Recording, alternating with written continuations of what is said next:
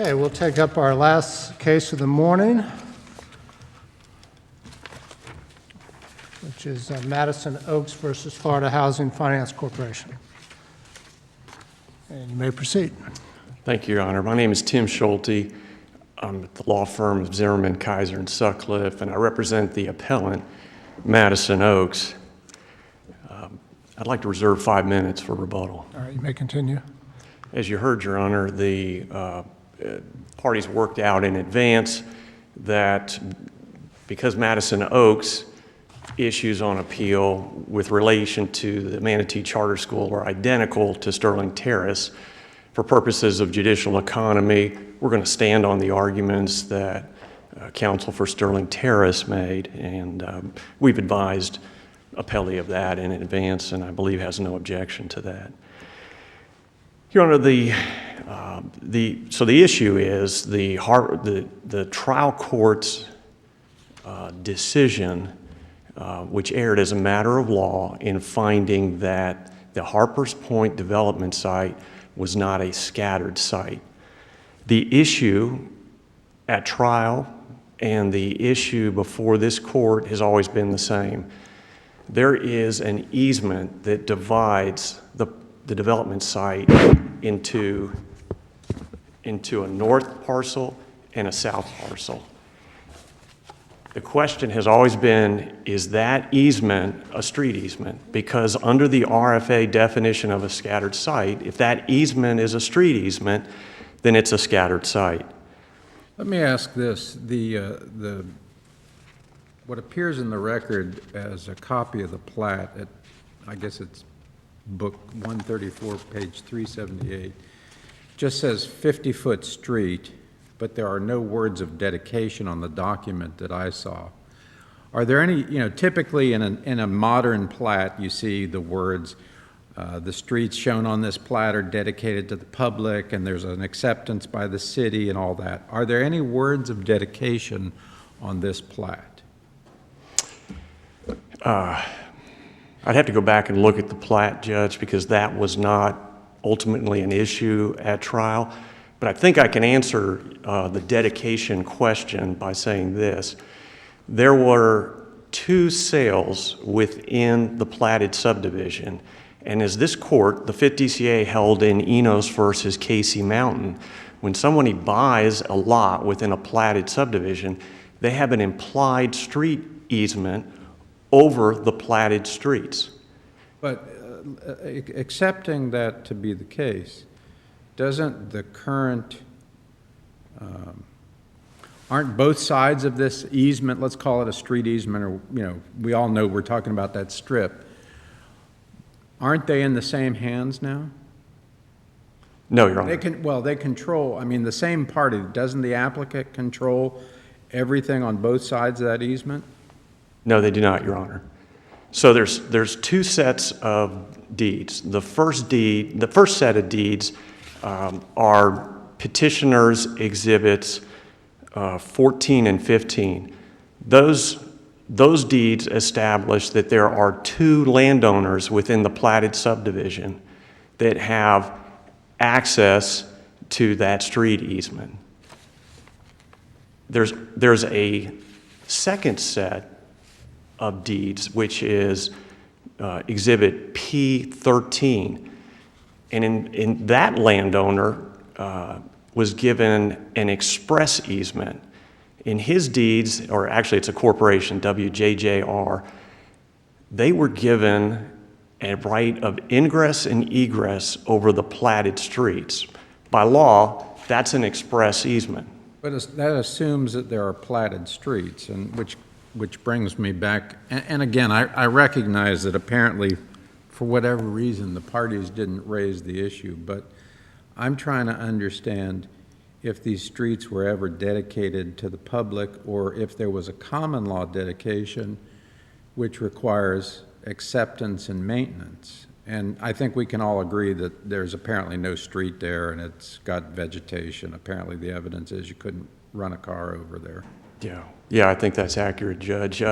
I'd say 2 things. First of all, one of the parties in this litigation actually raised the validity of the plat. It's a very old plat, and one of the parties raised the validity of that. They ultimately determined, and I think accurately, that they could not put on evidence that that plat was invalid. So some of the issues you're talking about were initially pled, and then ultimately the parties decided they couldn't pursue those issues. I'd also point out to the court, and I believe this is in Enos versus Casey Mountain, that even if ultimately the plat is invalidated, the location of the easements, if they can still be determined by a surveyor, then those easements are still there, especially the express easement to the one landowner. Your Honor, the standard of review when you're looking at easements is de novo. Easements are created by deed, and we didn't. I realized yesterday that we hadn't actually cited to the court a standard of review case on easements, and maybe I'm overthinking this, but I thought I would give you one, and I've given it to counsel. The case of Hasty versus Ecom, 199 Southern 3rd, 461, says that this court's review of the deeds and the easement in the deed is a de novo review. So if you look at the deeds that are exhibits P14 and 15, they create an implied street easement. And if you look at the deeds that are P13, they create an express easement. And the issue in this case has always been, is that easement a street easement? This court has to find as a matter of law that there are street dedications of street easements over that platted street. The trial court made the same mistake that was made in another 50s CA case, Diefendorfer versus Forest Park Springs. In that case, very similar situation. It was a platted 50-foot street. Some of the owners in the subdivision had made a 12-foot dirt road. The servient landowner built a subdivision wall inside of the easement, but didn't affect the road. When the easement owners asked for a mandatory injunction to remove that subdivision wall, the trial court denied the injunction, and the court analyzed and said, well, this easement the roadway is never going to be affected by this wall that was built. The Fifth District Court of Appeals said that the trial court's analysis of future use was both irrelevant and inappropriate. And the reason it's irrelevant and inappropriate is the deed establishes the easement, and you can't build an obstruction inside somebody's easement. Let me ask you, the definition of scattered site under the rule, has the beginning part and then says real property is contiguous if the only intervening real property interest is an easement, provided the easement is not a roadway or street. Is that definition different than one that would say, provided the easement is not for a roadway or street? Yeah, you can tell when you read the briefs and you read the trial transcript that the parties struggled with the sort of awkward wording. It's almost like words to some degree are left out. But ultimately, both the appellant and the appellee agreed on how to define a scattered site. And if I may, there's a number of citations I could give the court, but let me just read from the answer brief. Petitioners have alleged that the platted street constitutes a roadway or street easement. If this is in fact true, then the east-west road easement would bisect Harper Point's proposed development site, and the site would meet a definition of a scattered site. So that was the appellee's position before trial, after trial, and in this appeal. And they clarified that. In the answer brief, it says on page 18, the determination as to whether a proposed development is a scattered site is not dependent on whether or not a street or a roadway actually exists. The existence of an easement is enough. Now, why did appellant and appellee get to that same conclusion and try this case based on that understanding of the scattered site? It's because if you read the definition, it's looking for intervening real property interests. So what would be an intervening interest? There could be a fee simple, there could be a life estate, there could be a remainder estate. Those are all intervening interests. But an easement for a roadway or street, it wouldn't matter if the roadway or street existed at that time. That is correct, Your Honor. And then what we have to deal with is the language, easement is not a roadway or street, whether that is intended to mean the same thing as if you had the word for, or whether it's looking at existing use. I would disagree that that is the issue before the court for this reason. The parties pretrial and in this appeal have stated that that is not the issue, that construction, that the conclusion of whether or not there's an intervening interest is not dependent on the construction. So as a result, the case was not tried based on, let's say, those pleadings. Well, the school, I'm almost reluctant to bring in the issue of the public schools, but, we just heard argument where the agency took one position at trial and then the board went the other way. So are we bound by the position that the agency took at the hearing versus what the ALJ did and what the board did? Let me answer that in two ways. One, I think this court is bound by the pleadings and by the stipulations and the statements that were made at trial. The court was cited Palm Beach Community College versus the Division of Retirement, and also Kerr versus Helene Transportation. Both of those cases say that, the things that are said in the pretrial statement and the admissions of the parties during the trial can't be ignored by the trial court and can't be ignored by the appellate court. So that would be the first response. But then the second response is, just like in the Manatee Charter School, if the court comes up with a different interpretation than the parties pled and tried the case on, well, then there's a lack of procedural due process. You don't have your witnesses, and you don't have testimony, you don't have the argument to address where the court is going, which is why those cases say that this court should not go off in that direction. So is what you're saying then that we don't even need to concern ourselves with what is the definition of a roadway or a street? It's just the fact that it appears on the plat, and even though it's imprecise, the easement is there, period. Correct? Yes, Your Honor. This court does not need to concern itself with the definition of a road or a street.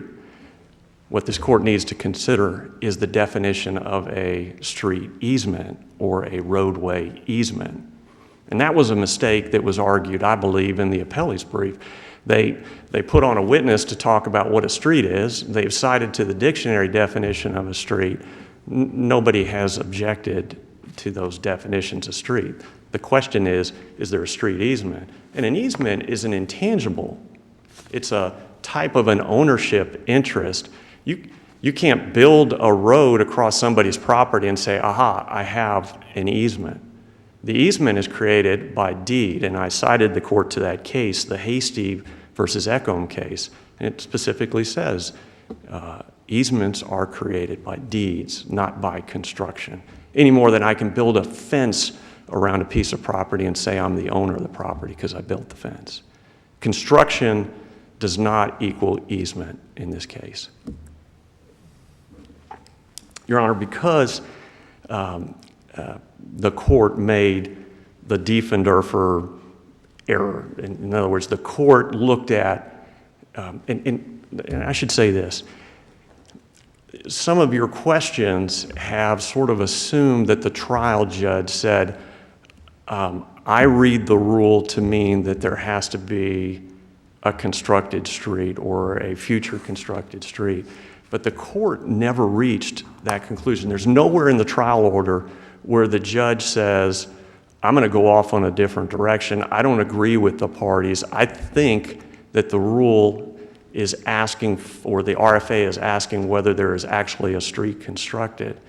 What the trial order does is it lays out everything that the parties had said, but then in paragraphs 52 and 53 says, I'm going to take this argument about the easement. The court doesn't deny that there's an easement there. The court just goes further and says, no street was ever constructed, and I don't believe any street will ever be constructed. That was the same mistake that was made in the Diefendorfer case, in which the 5th District Court of Appeals said that analysis, that extra analysis of whether this road would ever be built is irrelevant and inappropriate. Okay. You have 4 minutes. Do you want to save the rest? I will save those, Your Honor. Thank you. Okay.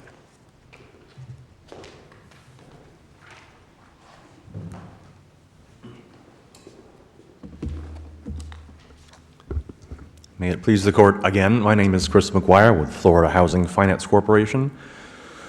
Where to begin? Right before the trial happened, up until a day or two before that, all the parties were fighting back and forth about, is this a legitimate plat? Is this a real easement? Has it been dedicated? Has it been abandoned? And all that kind of stopped a day or two before the hearing when the Harper's Point representative said, all right, we're just going to concede that there is an easement out there. It hasn't been dedicated. It hasn't been accepted by the city. It's never been abandoned. It's an easement. Okay. So the ALJ granted a motion in limine saying, I'm not even going to get into whether it's valid, whether it's going to be valid down the road, et cetera. So all we're looking at is there is an easement out there. It says street on it. Our scattered site definition says that an easement that is a roadway or a street.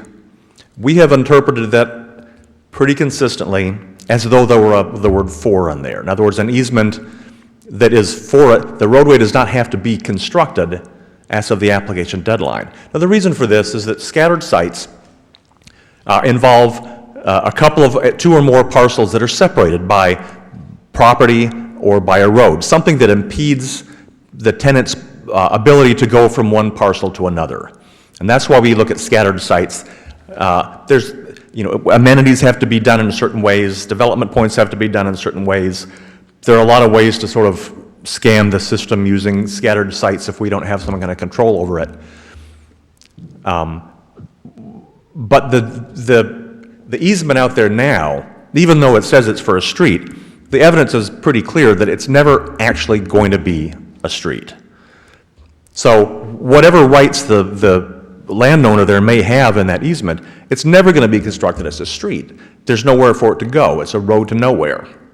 So looking at it from the perspective of Florida housing and why we care about a scattered site, if there's no street there, if there's only an easement, it's not going to impede the ability of tenants to go back and forth between the parcels.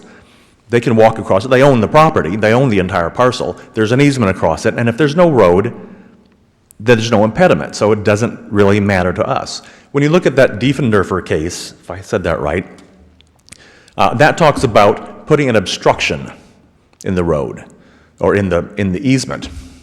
And the issue here is not whether or not they will be able to construct something over the easement. That's not the point of the scattered site. It has nothing to do with that. It's a matter of whether the sites are contiguous or not. So the fact that there may be some constraint on what they can build in that easement down the road, the same can be said of a utility easement. You may not be able to build exactly what you want over that utility easement. It may constrain the way you design your facility. It doesn't make it a scattered site. So the fact that the easement may continue to exist, even if a road is never actually constructed, doesn't, again, have anything to do with whether the pieces of property are contiguous or not. So for purposes of this case, you're agreeing that that sentence should be interpreted as provided the easement is not for a roadway or street? Well, that's the way that Florida Housing interpreted it. I believe that's the way everyone else also looked at that. That, because we do have a concern, if there's an easement out there that could become a street, it would still have the same effect down the road of dividing the property and making access between the two parcels difficult. So we don't necessarily just look at it as being in existence as of the application deadline. Often we do, but in this particular case, we've interpreted that to mean if there's an easement that really could turn into a street, really could be an impediment to traversing between the parcels, then yeah, I think you should call it a scattered site and make sure that you've done all the... So your argument for affirming the ALJ is that the ALJ is finding that it's unlikely to ever become a street or roadway? The ALJ found that it was not a scattered site, and the ALJ listed several reasons for that. Not super clear about exactly how they all fit together, but the reasons being it wasn't built, it wasn't used right now, and it was not going to be built because there's no ingress or egress. It's a piece of land that will never serve the function of a street. It'll never be open on either end. So taking all of those things into consideration, that's what she found, is that based upon the totality of the evidence, this is not a scattered site. You couldn't say that it was just one particular thing that led her to that conclusion. And I don't think there's any doubt, really, that this is not ever going to be constructed as a street. I mean, the appellant's own witness said, based on my observation, it would not tie into anything. There's no access aligned with the east-west corridor, and it never will be. In fact, when the board of directors for Florida Housing looked at all this stuff, the comment that they made was, this looks like a road to nowhere, and upheld the ALJ on that. So, again, what is a street or a roadway for the purposes of the scattered site definition? It's something that is actually going to have traffic in it. It meets it. All we have, again, is a dictionary definition. No one's ever defined street or roadway in the rule, statute, or in the RFA. So if all we're looking at is a dictionary definition, a street's a thoroughfare, it's open on both ends, it goes somewhere, it provides ingress and egress. That's not what you have. What you have here is a paper easement, and it's a gotcha.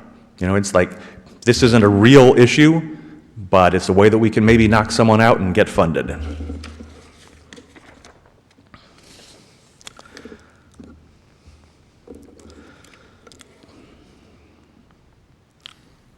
So the definition of scattered site is actually found in a rule. The ALJ did not defer to Florida Housing's interpretation of that. Our interpretation of that rule was pretty vague at the hearing. We basically said, gosh, I don't know. Based upon just the paper we have in front of us, all we know now is that there's an easement and it says street. I guess it's a scattered site. It wasn't until hearing when the witness testified, oh, by the way, did you know that there's a development over here? And there's some constraints on the construction over here. So we found all that out at that point. And the point of this being that reviewing how that rule is interpreted actually is de novo now. So you don't feel compelled to defer to the agency's interpretation of what that is. But really, the only way that makes sense is to look at this in the context of saying, why do we call it a scattered site? What is being impeded here? How is this affecting the facility in some way? That's... All right, thank you.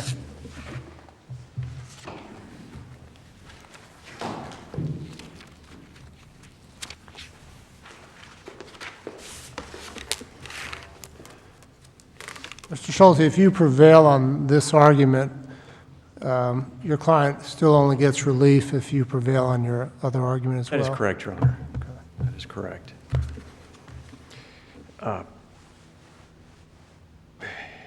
I'm hesitant but I have to address the argument that this is a road to nowhere.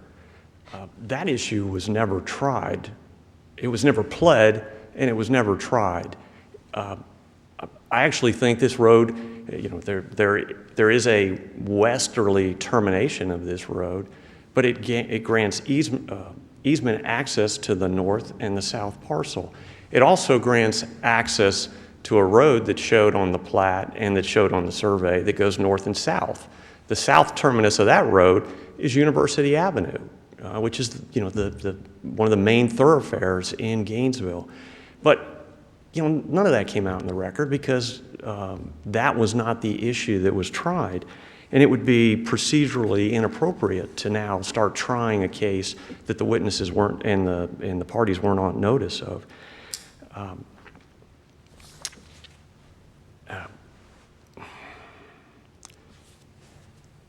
Your Honor, the question of that was brought up is, hey, even though there's not likely to be, even if there was a road here, it's not going to interfere with this development. I can't remember the exact number. It's either, I believe it's 5 or 6. Plaintiff or petitioner's exhibit 5 or 6 is the site plan that HARPER'S submitted to the city of Gainesville. In other words, they said, here is how we're going to build on this property. That site plan is in evidence. That site plan shows that there is buildings, parking, and retention that is going to be built right on top of this platted easement. Those things can't be built if that is a street easement. But again, none of those issues were tried in the case because everybody understood, and I believe even the trial court understood that the issue is the easement a street easement? The court just went one step further, as Appelli did today, and said, hey, it's just not likely that there'll ever be a street here or it's not going to obstruct. But that was not the issue that was tried, and it can't be tried today in this courtroom. For that reason, Your Honor, should find that the Harper's Point development site was a scattered site because it is divided by a street easement. And this court should find that the Harper's Point application is ineligible for funding. Thank you. All right, thank you both. And court will be in recess.